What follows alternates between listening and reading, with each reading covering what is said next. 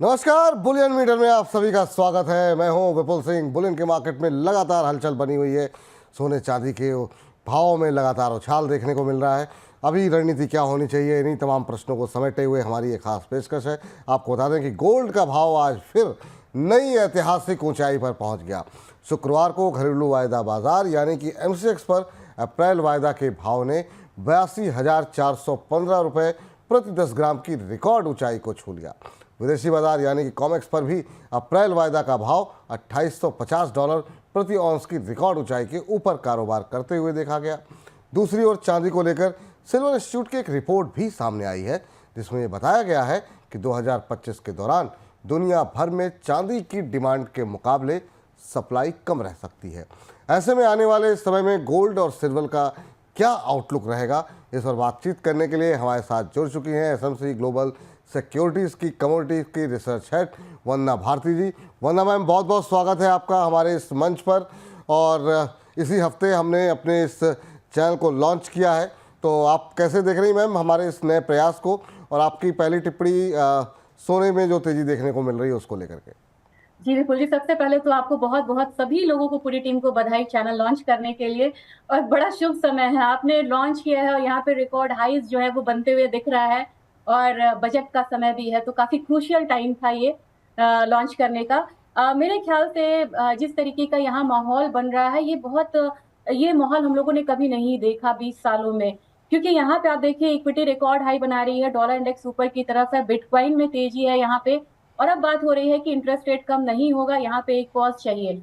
ये सारे जो फैक्टर्स थे ये नेगेटिव होते थे कभी गोल्ड के लिए, और फेड के एक बयान पे यहाँ पे गोल्ड गिर जाता था कि हम यहाँ पे इंटरेस्ट रेट कम नहीं कर रहे, लेकिन यहाँ तो रिकॉर्ड हाई बन रहा है। तो मेरे ख्याल से जितना भी यहाँ पे माहौल है, ये ट्रम्प की पॉलिसीज का बहुत ज्यादा इम्पैक्ट आ गया, और उन्होंने 20 को यहाँ पे शपथ ग्रहण किया और 11 दिनों में काफी कुछ हो गया। तो मेरे ख्याल से उनकी पॉलिसीज, उनका टैरिफ प्लान और उनका ट्रेड रिलेशंस जो है वो काफी ज्यादा इम्पैक्ट डाल रहा है। नर्वसनेस हर जगह है, और करेंसी आप देखेंगे कि गोल्ड, डॉलर इंडेक्स के अलावा जितनी करेंसीज है काफी तेजी से डेप्रिशिएट हो रही है। और इसका जो फायदा है ये यहाँ पे गोल्ड को मिल रहा है, सेंट्रल बैंक से लेके इंडिविजुअल इन्वेस्टर्स सारे यहाँ पे गोल्ड रश में हैं। तो मेरे ख्याल से जिस तरीके से यहाँ पे उन्होंने लंदन से यहाँ पे इंपोर्ट करा है, या यहाँ पे कह सकते हैं कि लंदन वॉल्ट से सीएमई के वॉल्ट में यहाँ पे गोल्ड सिल्वर जा रहा है, इसकी वजह से भी यहाँ पे बहुत ज्यादा तेजी है। तो मुझे लग रहा है कि $3,000 की बात लोग कर रहे थे, तो $3,000 बहुत दूर नहीं है, 6-7% की यहाँ पे बस बात रह गई है। तो वो आंकड़ा यहाँ पे छू सकता है। और हम लोगों ने शुरुआत में अनुमान लगाया था कि ये जो तेजी आएगी, ये तो था कि तेजी आएगी, लेकिन ये तेजी आएगी, ये हो सकता है कि सेकेंड हाफ में आता हुआ देखे। ये तेजी हम लोगों ने इनफैक्ट पहला महीना ही 2025 में देख लिया है। तो मेरे ख्याल से अपसाइड बना रहेगा अभी फिलहाल। 2860 कल की जो हाई थी उससे ऊपर की क्लोजिंग होती है तो नेक्स्ट $2945 का टेक्निकल लेवल बन रहा है। क्योंकि अनचार्टेड टेरिटरी है तो नेक्स्ट यहाँ पे रेजिस्टेंस तो है नहीं, तो $2945 लग रहा है कि एक बार आ सकता है। और करेक्शन अगर यहाँ पे अगर थोड़ा भी आता है तो मेरे ख्याल से $2800 का जो लेवल है वो देखने को मिलेगा। तो यहाँ सपोर्ट रेजिस्टेंस दोनों को लेके चलना होगा, क्योंकि काफी हीटेड रैली है। सिमिलरली मुझे लग रहा है कि चांदी में यहाँ पे तेजी थोड़ी सी ज्यादा आनी चाहिए, $34 तक आना चाहिए चांदी को।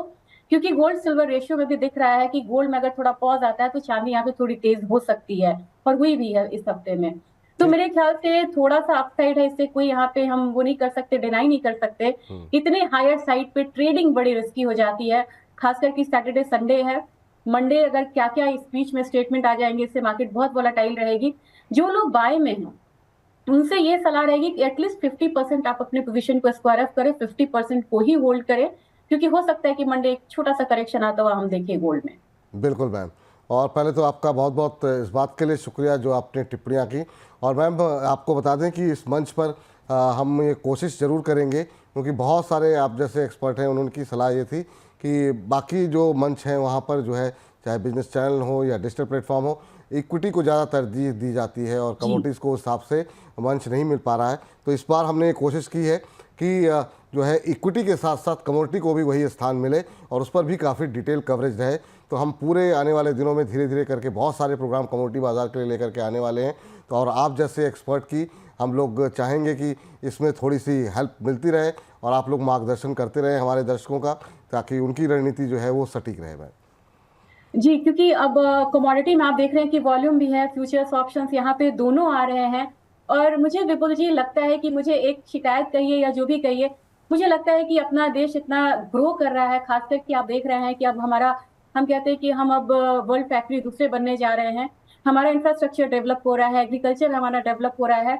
इस प्लेटफॉर्म के डेवलपमेंट के बिना हम ये नहीं कह सकते कि ये होलसम एक डेवलपमेंट होगा। तो डेरिवेटिव मार्केट के बिना इंडियन इकोनॉमी, अगर कमोडिटी मार्केट, स्पॉट मार्केट अगर ग्रो करती है तो अधूरा होगा। और हम चाइना का एग्जाम्पल भी देख सकते हैं कि जैसे वो मेजर जायंट बने कमोडिटी में, चाहे एक्सपोर्टर हो, कंज्यूमर हो, मैन्युफैक्चरर हो, मतलब एनीथिंग आप ले लीजिए, इसके हिसाब से उन्होंने अपने डेरिवेटिव मार्केट को भी ग्रो किया है। तो मेरे ख्याल से यहाँ पे दोनों तरफ के विकास के लिए आपका जो चैनल है ये बहुत इंपॉर्टेंट होगा, क्योंकि यहाँ से उन्हें सही दिशा मिलेगी। और इक्वल जो हम कहते हैं कि जस्टिफाइड अगर टाइमिंग्स यहाँ पे होती है, तो स्पॉट में मेरी बात होती है काफी लोगों से, उन लोगों के लिए ये चैनल एक बहुत भरोसे का चैनल हो जाएगा जिन्हें बहुत ज्यादा जानकारी नहीं होती। बोलते कि बहुत छोटा सा पार्ट हमारा होता है, उतने में हमें सही जानकारी या पूरी जानकारी हमें नहीं मिल पाती है, सही नहीं लेकिन पूरी जानकारी उन्हें नहीं मिल पाती है। तो ये चैनल के माध्यम से मुझे पूरी उम्मीद है कि उन्हें डिटेल इन्फॉर्मेशन जाएगी कि उन्हें कमोडिटी में कैसे ट्रेड करना है। बिल्कुल मैम, हम उम्मीद करेंगे कि आपकी उम्मीदों पर खरा उतरें। वापस आज के विषय पर आते हैं मैम, और हम देख रहे हैं कि सेंट्रल बैंक की तरफ से मैम लगातार बाइंग देखने को मिल रही है। क्या अभी के माहौल को देखते हुए ये मान के चलें कि ये बाइंग कंटिन्यू रहेगी आने वाले दिनों में भी, या इसमें कुछ रुकावट आप देख रही हैं आने वाले दिनों में?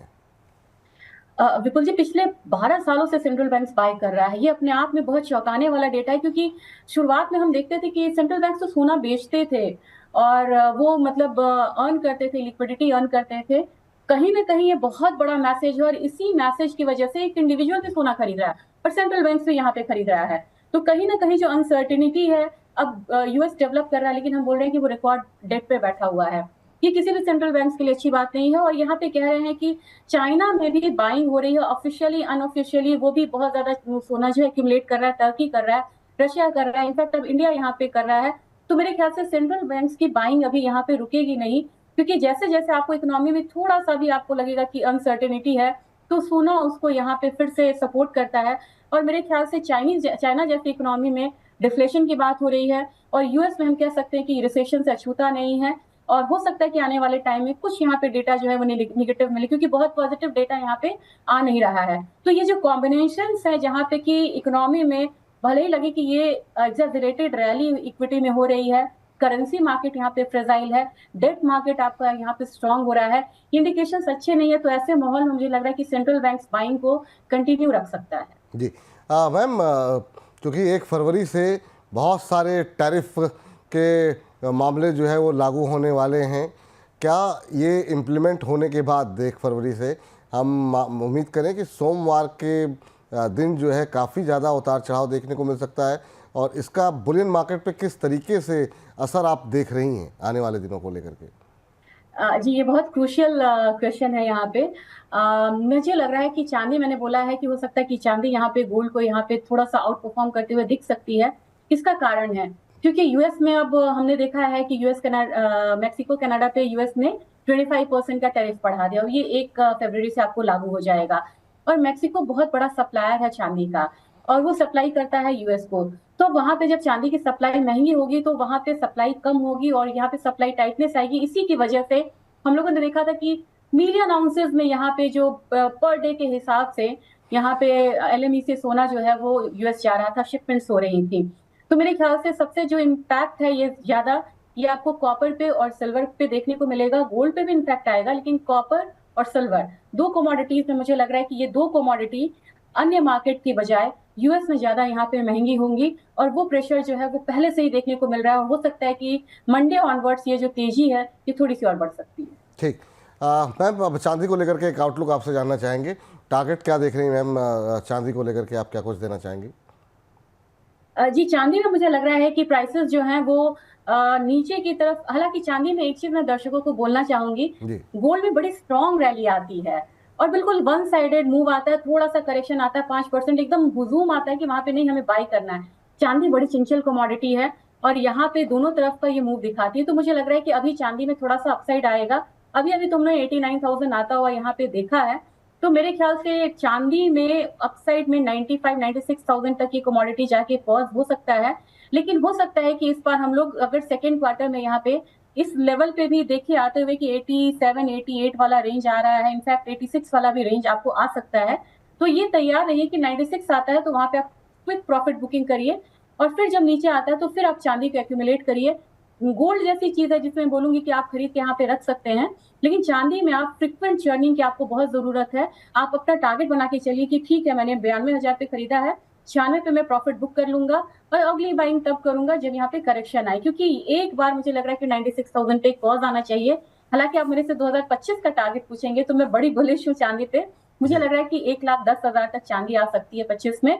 तो 1,10,000 अपसाइड का बन सकता है, और नीचे में आपको 86, 85,000 वाला जो सपोर्ट जोन है वो यहाँ पे आ सकता है। तो इस बीच में चांदी मूव करेगी, वैसे ही आप अपनी स्ट्रैटेजी को बना सकते हैं। ठीक है मैम, अगर लेकिन गोल्ड और सिल्वर में अगर इन्वेस्टमेंट के लिए चुनना हो तो अभी आप किसे चुनना ज़्यादा पसंद करेंगी? जो जैसा आपकी बातों से लग रहा है, क्या सिल्वर पर ज़्यादा बुलिश हैं आप इस समय? सिल्वर पे मुझे लग रहा है कि मैं यहाँ पे ना टाइम पीरियड के हिसाब से चलूंगी। अगर किन्हीं को अगर यहाँ पे 2-3 साल का ध्यान है, तब तो आप गोल्ड यहाँ पे ले सकते हैं। मुझे लग रहा है कि 78, 79 आपको मिलेगा, आप वहां पे खरीद लीजिए। और फिर आने वाले समय में गोल्ड तो मुझे लग रहा है कि अब 90,000 के करीब आराम से जा सकता है 2-3 सालों में। जिस तरीके का माहौल है, जिस तरीके से ट्रम्प इतनी जल्दी जल्दी फैसले रहे और काफी कॉन्ट्रोवर्शियल भी उनके फैसले आएंगे, जितनी कॉन्ट्रोवर्सीज बढ़ेगी गोल्ड में सेफ हेवन बाइंग बढ़ेगा। दूसरी चीज है कि चांदी ऐसी कमोडिटी है जिसमें मैं कहूंगी कि करेक्शन आता है यहाँ पे तो भी आप बाइंग करिए, और चांदी में आप 5 साल का व्यू लेके चलिए। मुझे लग रहा है कि चांदी 1.5 लाख आ सकती है, और 1.5 लाख से ऊपर जा सकती है। इसका रीजन भी है क्योंकि आपको यहाँ पे चांदी में 56% का इंडस्ट्रियल डिमांड जो है वो यहाँ पे बढ़ा है। और ये कमोडिटी में एक सलाह और रहेगी कि ये डाउनसाइड बीच बीच में देखता रहेगा, तो पैनिक नहीं होना है, उसको होल्ड करके चलना है। फ्यूचर्स में अगर आप कर रहे हैं तो डेरिवेटिव प्लेटफॉर्म पे मैं बोलूंगी कि स्टॉप लॉस के साथ आप यहाँ पे करिए, और टाइम टू टाइम उसमें निकलते रहिए। फ्यूचर्स के प्लेटफॉर्म पे आपको वो बाय सेल दोनों का मिलेगा, लेकिन फिजिकल में सलाह ये रहेगी कि चांदी में थोड़ा सा ज्यादा यहाँ पे आप वेटेज रखिए। अगर 60% आप चांदी में कर रहे हैं तो 40% आप गोल्ड में करके चल सकते हैं, क्योंकि गोल्ड में बड़ी तेज रैली ऑलरेडी आ चुकी है। हाँ, बात आपकी बिल्कुल सही है, सोने में तेजी आ चुकी है, चांदी में और तेज़ी की संभावना है। तो अगर आप 1 लाख रुपए लगाना चाह रहे हैं तो 60,000 रुपये सिल्वर में, 40,000 रुपये गोल्ड में, यही कहना चाह रही हैं मैम आप? बिल्कुल बिल्कुल बिल्कुल। वंदना जी, बहुत बहुत शुक्रिया, बहुत बहुत धन्यवाद आज की इस चर्चा में जुड़ने के लिए। उम्मीद करते हैं आगे भी आप अपने व्यस्त कार्यक्रमों में से थोड़ा थोड़ा समय हमारे लिए निकालती रहेंगी, हमारे दर्शकों का मार्गदर्शन करती रहेंगी। थैंक यू आपका। तो फिलहाल हमारी इस अपडेट बुलियन मीटर में इतना ही। आप लगातार बोनस के साथ बने रहिए, और कल बजट के दिन हमारे साथ जुड़ना मत भूलिए। दिन भर लगातार लाइव जो है हम आपके साथ बने रहेंगे। एक एक स्टेटमेंट जो वित्त मंत्री की तरफ से आएगी उसका आपकी जेब पर किस तरीके का असर होगा, वो दिन भर लाइव कवरेज में आप देखिए। और बजट से क्या कुछ उम्मीदें हैं, बजट में क्या कुछ आ सकता है, ये जानकारी आपको शाम 7 बजे मिल जाएगी हमारी खास पेशकश के अंदर, और बोनस पॉइंट के अंदर आपको ये जानकारी मिल जाएगी। तो फिलहाल मुझे इजाज़त दीजिए, लगातार बोनस के साथ बने रहिए। नमस्कार।